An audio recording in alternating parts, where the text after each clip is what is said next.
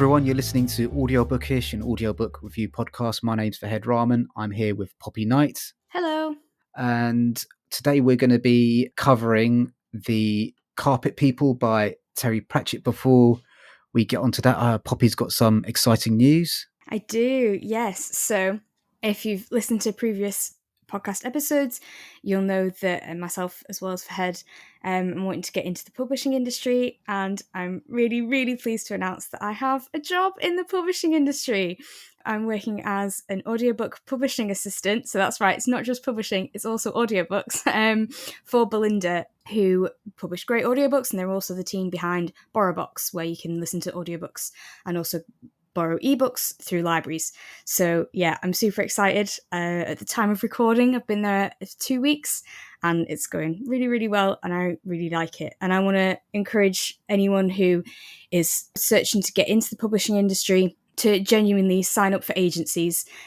Is what has got me this job. I used Inspired Selection and they were amazing, so I fully recommend them. Certainly, UK based people looking to get into publishing, they were fantastic, but I'm sure other agencies are equally great. And yet it really, really helps with the tough, just endless applications and things like that is just made so much easier through that. So that will be my one bit of advice. And yeah, really excited about it. So yeah. Yeah, I was really pleased when I heard that Aww. Poppy had got a job in publishing. It's been, I think, kind of a tough year for everyone. So it was just good news to see someone that's worked really hard towards getting a job in publishing, actually achieving it. We're both part of the Publishing Hopefuls Facebook group. That's kind of where we met. And, there's so many talented people of all ages looking to get a job in publishing, and it's really difficult. But for Poppy, it's really well deserved as well. Thank you. Thank you so much. Okay, so let's get back to reviewing the book. So the book that we're reviewing today is The Carpet People by Terry Pratchett. This is the 50th anniversary release. I'll just read out the blurb from Amazon. In the beginning, there was nothing but endless flatness. Then came the carpet. The old story everyone knows and loves, but now the carpet is home to many different tribes and peoples, and there is a new story in the making. The story of Fray, sweeping a trail of destruction across the carpet. The story of power-hungry mouls, and of two Munrung brothers who set out on an amazing adventure. It's a story that will come to a terrible end if someone doesn't do something about it. If everyone doesn't do something about it. Co-written by Terry Pratchett, aged 17, and master storyteller Terry Pratchett, aged 43. And Poppy, do you want to read out the bio for Terry? Yeah, so Sir Terry Pratchett was the acclaimed creator of the global best-selling Discworld series, the first of which, The Colour of Magic, was published in 1983. In all, he was the author of 50 best-selling books. His novels have been widely adapted for stage and screen, and he was the winner of multiple prizes, including the Carnegie Medal, as well as being awarded a knighthood for services to literature. Worldwide sales of his books now stand at 70 million, and they have been translated into 37 languages. Sir Terry Pratchett died on 12th of March 2015. Yeah, that last line still makes me feel so sad. Pratchett's death hit me quite hard. He was one of my favourite authors, if not my favourite author. So it's still really hard. Just the fact that he's gone. This 50th edition audiobook was narrated by Doctor Who himself, David Tennant, and from what I understand, David Tennant was Terry Pratchett's favourite Doctor Who. So I think there's a lot going on in there, kind of like emotionally speaking. So let's just go through the basic plot of the book really quickly, because it is a straightforward enough story. So we've got Glurk and Snibberl, who are a part of a tribe called the Munrungs, who are a part of a larger empire belonging to a people called the Dumai. And what essentially happens is that their village is destroyed, and then they have to go on this adventure where they need to save their people from the Fray and find safety. And they encounter a bunch of characters like Brocando and Bane, who are part of the Dumai and the Deathmini tribes, and they come into encounter a bunch of other people and creatures within the carpet. So I mean, it's not like the most complex plot, and we don't need to kind of review the plot in detail, but it's a fairly standard, straightforward adventure tale, and it is kind of, in the much of the review literature that I've read, it is kind of aimed at quite young people as well. I think they do mention kind of 7 years old and upwards, so it's not one of Pratchett's more complicated works either. Yeah, that's probably fair. And yeah, again, going with, like you say, the reviews and stuff, a lot of them pointing out that this was Terry's first book, kind of that bit that you mentioned in the blurb about co-written by his younger self and his older self. And a lot of people saying that you can sort of tell that. I'll be honest, I have some big issues with this book. Yeah. And there are some definite, Pratchett-y elements in there, but it's not kind of his finest glowing work kind of thing. Yeah, I would definitely agree with that. That said, this is a book that I think read at least 3 times, and this is the second audiobook version I've listened to. So there is, even though I know it's not his most polished work, there's something about it that does draw me into for rereadings, and I don't know why that is, because it's kind of borrow that Mark Commodism. It's not without faults. There are lots of things in the book where you can kind of see the joins between Terry Pratchett the senior and Terry Pratchett the junior, and it's not always a smooth stitch. You can kind of see the joins there as well. Yeah. So you had a few issues with the book. Should we kind of like dig into those straight away then? Yeah, probably. So I don't know quite which order to tackle it in. Kind of the first things that kind of came up with me were these issues of tribe and empire and civilization and uncivilized and scientific thinking versus, big air quotes here, backwards thinking. And a lot of that sat very uneasily with me, as kind of Terry giving a very fixed worldview and not particularly being very accepting of other worldviews, which is rather interesting when you look at a lot of people's synopsises of it, and you can kind of tell with the message of it that there's something there about respecting other people's cultures, and yet I did not get that from the actual book. I got more of a people are better off in an empire kind of vibe. Even though it criticizes aspects of an empire, it did a lot of praising it, and like I say, a lot of thinking that certain groups were forward thinking and certain groups were backwards, and that sat uneasy with me as maybe the first point of issue. Yeah, I think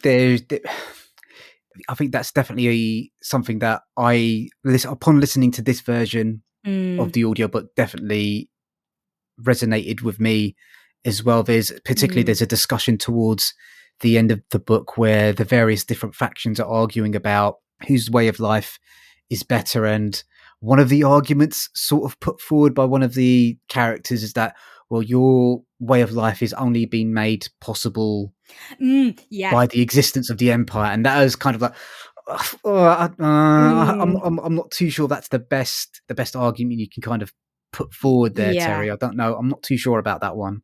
Yeah, and I think it's important to note here that we're both extremely big Terry Pratchett fans, and we're not saying these things to besmirch his character.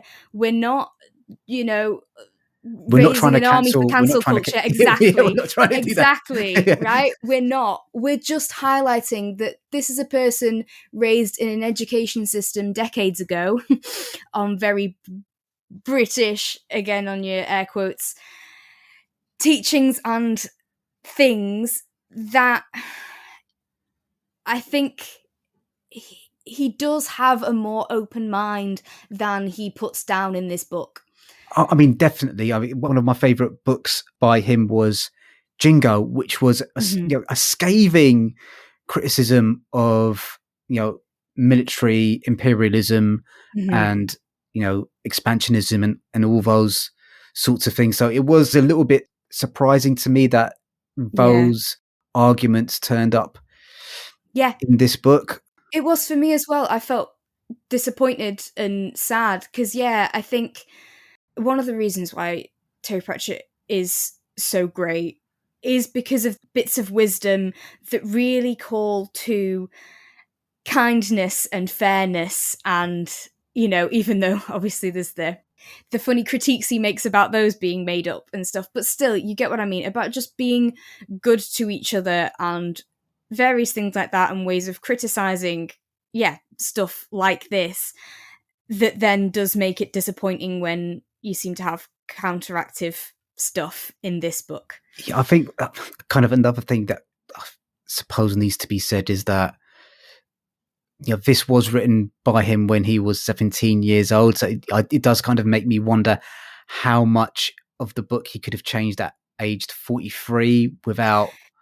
So that's the other thing that's in the kind of like the back of my head is maybe it's one of those things. Well, maybe he disagreed with the sentiments he had at 17 years old, but it's kind of how much do you change the work without changing it completely into something new as well. So that's the other thing. Totally, I mean, I tried to have a bit of a look if anyone had done a full analysis of the two different versions and things that was easy to access, and I didn't manage to find it. But I would be intrigued by that because it's interesting to know what did he think needed changing as to why it needed this revision, and therefore why some of it wasn't changed. It would be interesting. And one of the main things in that, another massive issue, and I'll be honest, the one that made me the most angry at times, I'll be honest, and sad and disappointed in it, is horrible. I'll be honest, I'm not saying he's a horrible person, but I'm saying these things are horrible ways of talking about people with disabilities and with limb difference.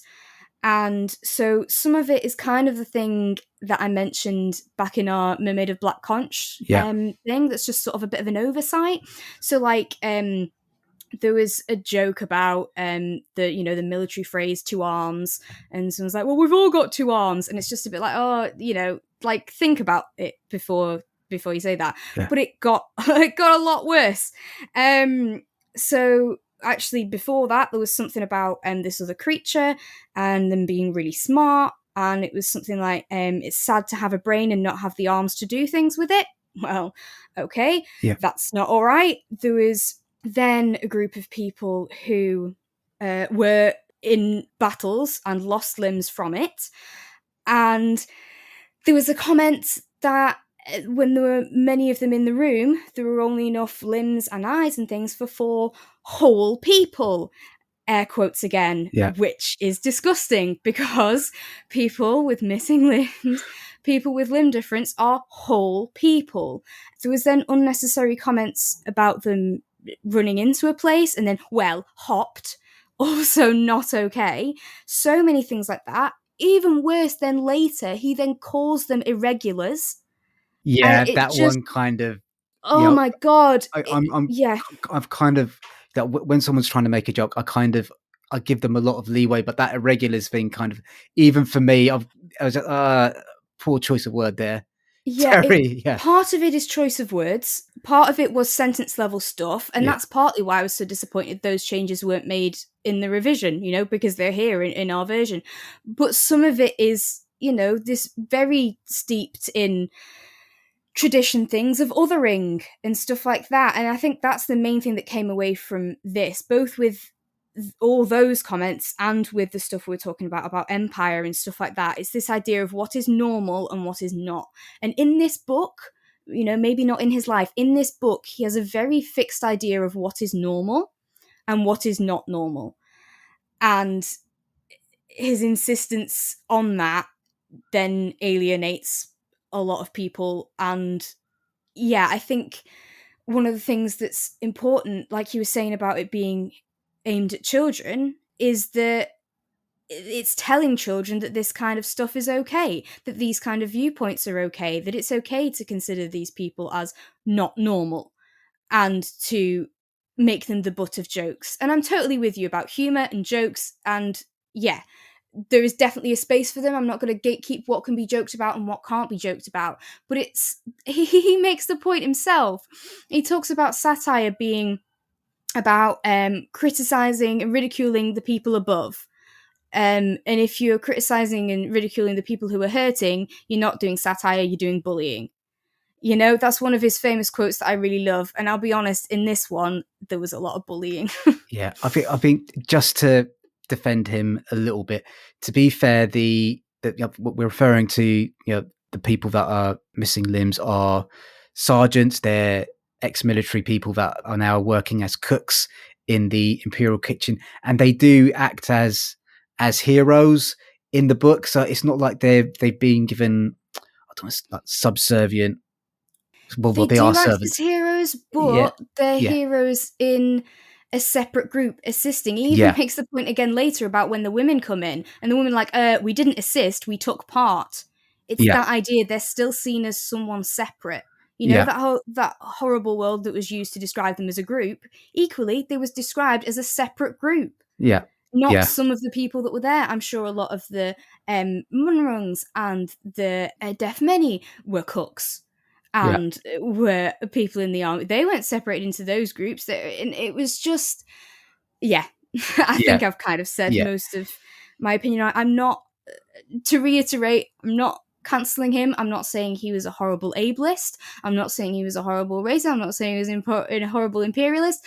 I'm not putting these labels on him. I'm saying this is a very problematic text, and that I couldn't in all consciousness recommend it actively, and certainly not for you to give to your children, for them to then pick up things without it being challenged that those viewpoints aren't okay. I think that's absolutely fair enough. I think it's kind of quite interesting you say about, othering people, because that's something that Pratchett in his other, especially in the Discworld books, that's something he's really good at challenging. Really, especially with I'm thinking especially about the watch books, where kind of like it doesn't matter what race, sex, size. Once you're in the watch, you're a watchman, and that's all that kind of matters. So it was a little bit strange seeing some of those things pop up in here, and so I think that's fair. And just, I mean, for me, the most surprising thing was the stuff about empire. So I think maybe we've got slightly, different sensitivities to things. So that for me, the stuff about, how empire and things of that nature are ultimately beneficial to society. It's kind of, I don't know, that kind of struck a quite a negative chord with me. Agreed. Because empire is ultimately built through suppression and bloodshed and abuse. And I think towards the end of the book, they say we can build a better empire that's fairer and more just and more democratic. But it's anyway, it's not regretful about what's been, is it? It is sort of saying, okay, well, it's not going to be an empire anymore, it's going to be something else, and we're going to have different nations, and there's kind of an irk towards it, but it's not, it doesn't in any way say that things that have gone before have not been good. And I thought the most ridiculous one was when it was saying that the empire was made for peace, to stop people fighting all the time. It's like, doing that by going and, as you say, oppressing, being violent, making more wars. I really don't think that tracks. I think there's a slight it's just, it didn't really join up for me, unfortunately. Let's talk about some of the positive aspects of the books. I think I really liked a lot of the characters in here. I think you could kind of see where Terry Pratchett punched up some of the dialogue, I think. But I really enjoyed both Glurk and Snibble. I think Pismar, I think for me, out of all the characters in here, I think you could kind of tell he's the one that's probably been updated the most. I think there's a lot of older Terry Pratchett's thoughts are kind of expressed through Pismar. I think Bane is kind of a really prototypical, maybe like version 1 Sam Vimes sort of thing going on with him as well. So, and then, there are other kind of various characters mentioned in there. Who was your favorite character out of that? It's an interesting one. I did quite like Glurk. Yeah, it was quite good. I think of my Terry Pratchett he's a brilliant writer. I think my favorite description of any character in the book is of Glurk, where he describes Glurk as not necessarily stupid. He's just like slow thinking. He'll get to the right conclusion in the end. He'll just take the long way round. And I just thought that there are funny sentences and descriptions of people like that throughout the book. So you expect Glurk. I mean, Glurk does act in the way that you expect in a lot of situations, but he just also show kind of like surprising bits of intelligence and kind of where his skill as a hunter comes in to help save the party kind of later on as well. Yeah, a proper hero, with saving them and stuff. And then also has, funny jokes about he wants to have his breakfast first, kind of, I guess, Lord of the Rings-y, Hobbit-y throwback kind of thing. So for fans that like fantasy stuff because they like things like that, there's a kind of a nice overlap there with who he is. Yeah, and so I was kind of reading around what other people thought of the book and kind of what themes they felt came up. And from like Wikipedia, what they said, the book explores the conflict between traditions and innovation. And it says there's an established civilization complete with bureaucrats, and there is another group that is a little bit more chaotic, and it's kind of about both groups trying to find their common ground to save their collective civilization. I'm not too sure I got that much in there from this. I'm not too sure what you'd think about that description. Yeah, I don't know, because I mean, I didn't like it from the issues that I brought up, but I also didn't think that the story was massively strong enough. Yeah. I mean, it's really straightforward kind of like story. It's a standard adventure story. Yeah, but it's like, even so, there didn't seem to be a whole lot of, I don't know, grip and drive. And yeah, it was sort of the different cities are under attack is kind of the thing. And yeah, my issue with that description, I guess, is that it's this idea of, the different tribes coming together. And as we've discussed, the issues around that and what that's promoting. I think what I wish had been the the overall thing of it rather than that was this idea of like the carpet as a world. And it's one of the reasons why I really like Discworld, that idea of a completely different place, but that's sort of a parallel to our own world. But then even more so with the carpet, because it can exist in our own world. You're talking about like the Highgate lands and the skirting boards and stuff like that. It's this, and the table leg, yeah, and like kind of Borrowersy-esque stuff. It is both a metaphor for our world and also something within it. And I really liked that, and I really liked that in the beginning of it. But yeah, I didn't think it was as much of a feature as I wanted it to be. It sort of then went to the background a little bit. Yes, I think that flat worlds is something that Terry's explored a few times. So he's explored it obviously in Discworld. He also wrote a standalone novel called Strata that I read ages and ages ago, and I remember a flat world featuring in that. And then I think also he's a little bit obsessed with tiny people. I don't know if you've read the kind of like the Gnome trilogy, and kind of there's lots of like tiny little people in the Discworld novels as well. So I think those are two motifs that he kind of reverts back to time and time again. So yeah, you can see that this is sort of, I guess, the seed for that, with it being his first novel and things like that. But yeah, and so I'm glad that he pursued that and he kept doing more of those other world, flat earth kind of metaphors and worlds. I was reading an interview with Terry in preparation for recording this, and obviously getting a novel published when you're 17 years old is pretty impressive, I think. And he was thinking about writing a sequel, and one of his friends kind of talked him out of it because they said, sequels don't sell particularly well. So I think that's one of those things. Well, what would have happened to this carpet world if it'd been a little bit more developed? Instead, he kind of went off and developed Discworld instead. So it's kind of one of those, sliding doors moments. Yeah, I think so. And I think it's one that I wouldn't have wanted to have not listened to / read, because I am such a big Pratchett fan. It would have been weird to have not, you know. I think it is one of those kind of like, I guess, bucket list items. And seeing where some of the stuff comes from, he does do a really good job of like, all these parallels between worlds and the different names for stuff and the witty critique of stuff that I think is really good. Someone on a review also mentioned about how like explaining adult concepts in a like accessible kid-friendly way, which I think is good, certainly for children's books like this one, but then equally just for adult books. It's nice when we have a nice simple metaphor for something that can either make it make sense or just make us laugh at the ridiculousness of it, which is something that he does do really well. And it's nice to see where that came from.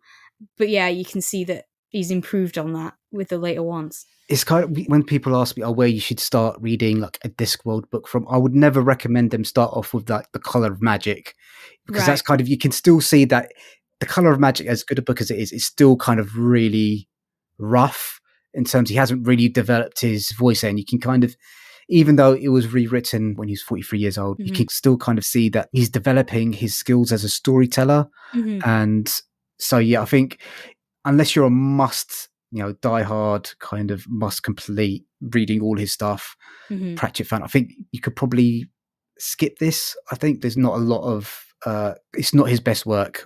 Let's put it that way. Yeah, and certainly not, as you say, not the one that we're going to recommend that newbies start with. And like I said, with issues of, impressionableness, and not recommending that kids are starting with it and stuff like that. But and I do think if you do decide you're wanting to, like you say, maybe not wanting it out of your off your bucket list, or curious about anything you've heard about it or whatever, I think we do have to say that David Tennant's narration of this one is the highlight of the book, I feel. I'm sorry if you're listening, David. It didn't massively blow me away. But it was very, very good. Kind of my first note on here was that it's cozy. He makes the book sound cozy and you kind of want to snuggle down and listen to it. I think, obviously as the acclaimed actor that he is very good at telling you a story, and all the emphasis and stuff that comes with that. A good amount of accents and voice differentiation. I was grateful that the way I encountered this book was having him tell me it rather than, I guess, me reading it dry. I really enjoyed David's performance as the narrator. I think he did a really good job. I think when we previously talked about our kind of favourite audiobooks, you're looking for the narrator to kind of lift and elevate the text. And I think that's probably quite a tough ask with this particular book for someone to do that. I would say that out of the two versions of the audiobooks that I've listened to, I would prefer the one that I listened to previously, which was narrated by Richard Mitchley. There's kind of quite a few different versions of audiobooks of this particular novel out there. So the one that I liked was Richard Mitchley's one. And the reason why I liked that was, so what he did with the Deaf Menes, he kind of made them all Mediterranean and Italian soundings, and it just kind of, it made their kind of passionate way of looking at the world and their kind of like chaotic belligerence towards authority make a little bit more sense. It was kind of like, we don't bother with all this government stuff, we're too busy kind of like living a lush Mediterranean kind of like lifestyle, is kind of the effect of his accents had on the narration. And I felt it just brought a little bit more richness towards that particular tribe. I also kind of preferred some of the voices he did for some of the characters as well. I think David, as beautiful as his voice is, I think he made some quite obvious choices in terms of how certain characters sounded like. And he's also, I found it kind of quite interesting how his Scottish accent affected the sense of place I felt that the world was taking in terms of, I felt it was like the carpet was a slightly colder world in some sense of just kind of like thinking about, it feels like a little bit more like a Highland tale rather than when I was listening to Mitchley's performance, you got kind of a better idea of this carpet being this vast place where there's like different tribes and they've got different cultures and different accents and things of that nature. This felt kind of very much like, it's I don't want to say a white world, but it's kind of like a white fantasy Western story, if that makes sense. I get what you mean. I think, yeah, it is all the accents, he does do different accents, but they're all UK accents. Yes. And it does, I'll agree with you, it makes you think that it is a small place rather than a world, I guess, in part. Like, it's already difficult enough with things like this. When there's any sort of like size disparity, it's always difficult to conceptualize, isn't it? The Yeah. idea here is that there's people who are so small that they live in the carpet and you've got absolutely no idea that they're there. And there's kind of confusion sometimes about like, how tall are the hairs of the carpet meant to be? And like, how does all that stuff relate to each other? But yeah, I think then when you're looking at it bigger, I guess I did get more of a sense the carpet was, I guess, like the UK size, as in relation to the people, maybe, rather than thinking of it as an entire world, even though some of the text was trying to get me to do that. And yeah, maybe accent was part of that reason. And maybe if I'd listened to that other one, like you said, it would have a more full world reach sort of concept in my brain. Yeah, I mean, just the name like Brocando, that does sound like, to me, slightly maybe Spanish or Italian, something like Yeah, that. So that I vowel think he could have, ending does, yeah. yeah, as well. So I think David's performance is absolutely beautiful. It's fine. I just preferred Richard Mitchley's performance. So if you're going to get this on audio, but I would probably, like for me personally, I'd probably recommend that one. You kind of mentioned briefly there how things scale up, and one thread I came across on Reddit about the book was kind of like, how do days work in the carpet, because like there's no like sunrise and sunset and things like that, and it does make you think. But it's kind of, I think when you're going into a book like this, you do kind of have to switch that little bit of your brain off and just go, right, suspension of disbelief, just go all in there as well. Yeah, no, definitely. And I think it's kind of weird thinking, like I was saying, just about the threads of the carpet. And I mean, illustration obviously really affects it. Kind of like, I was imagining a really fluffy carpet, and then I was like, no, wait a minute, you need to think of like a just normal bog standard carpet and really zoom in on that and all that. And I mean, I'm sat here in a house with like no carpets, so Yeah. yeah, it's a weird thing to sort of try and get that sense. And yeah, I think there are certainly some things where you just kind of have to ignore it, but it's also a thing to note that it does jar readers and listeners when there does feel like there's some discrepancies with like, oh wait a minute, how big are those things meant to be, and stuff like you get in all sorts of epics and travel things of how long does this journey actually take and how come these people end up at this point at the same time as the other people, and and those kind of things. But that's not something particular to Terry or to this book, that anything with a long journey in it, there's the potential for that issue. Yeah, I think exactly. I agree with that completely. I don't really have anything much more to say about this. I think, like, despite the criticisms, like the book's okay, I guess, and David's narration is good. But I think this is, out of all the books that we've reviewed so far, I think this is probably the most negative. Yeah. But I don't really enjoy saying that because I'm a big fan of Terry Pratchett. He was a really important part of my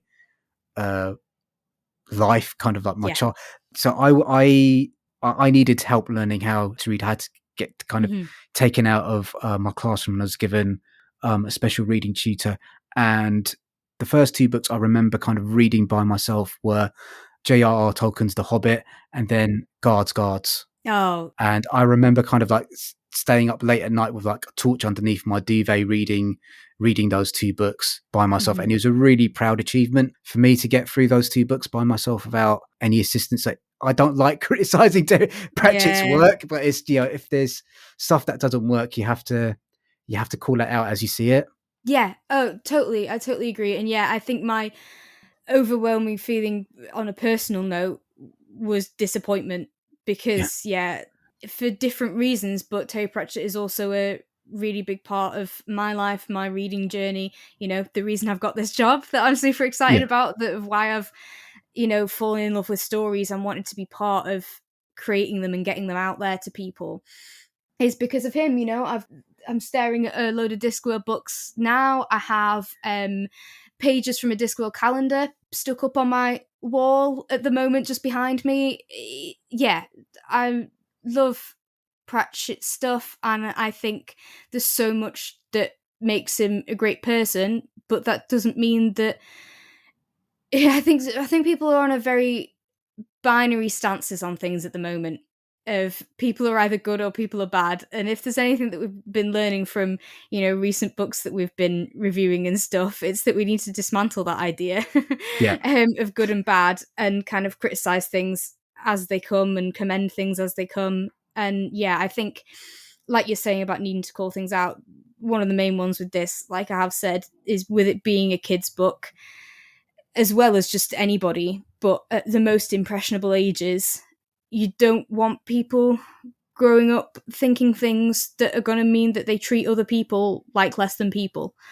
Again, I'm pretty sure it's another Pratchett quote of that idea of that's what sin is. It's treating people as objects and not seeing them as people. It's something even he mentions in this book is that, every people calls themselves the true people. And it's just kind of, anyway, fine. That's whatever. Exactly. I think he had good intentions with this book, but then didn't have, whether it was the writing skill and or the emotional maturity and or the world experience or whatever it is to make this book what it could have been. I think with a sensitivity reader or an editor that's kind of more chimed in, and we have to realize that this was a book kind of written quite a long time ago in any case, whether it was 17 or when he was 43, that maybe that language around inclusivity and those sort of things weren't necessarily in place with his editors.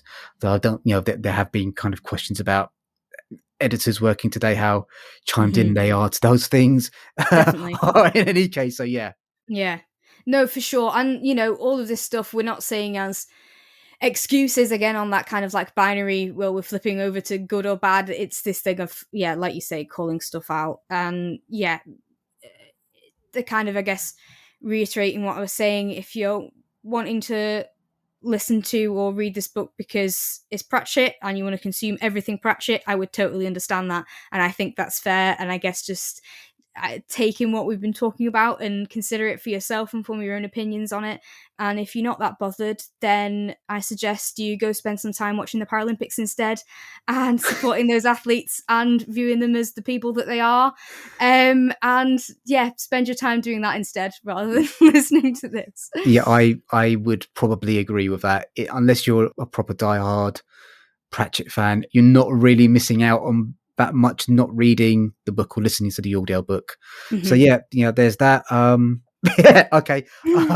And read other Pratchett things as well. I think we should definitely cover another Pratchett audio book at some point in the future, because he is, he was one of Britain's greatest ever writers. And it would be nice to review something of his that we actually enjoyed listening to. So we definitely will do. I can definitely see that coming. Okay, cool. So right. So I'm not too sure what book we're doing next. I think the plan is A Slow Fire Burning. So if we're waiting on an audio copy of A Slow Fire Burning from Penguin Random House.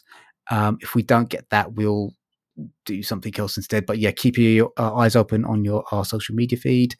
Please review the episode on whichever app you're listening to it on. It really helps people discover it. And follow us on social media at audiobookishpod. If you've got any recommendations or comments, please email us at audiobookishpod@gmail.com. Any final words, Poppy?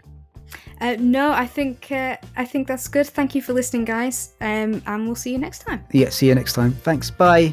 Bye.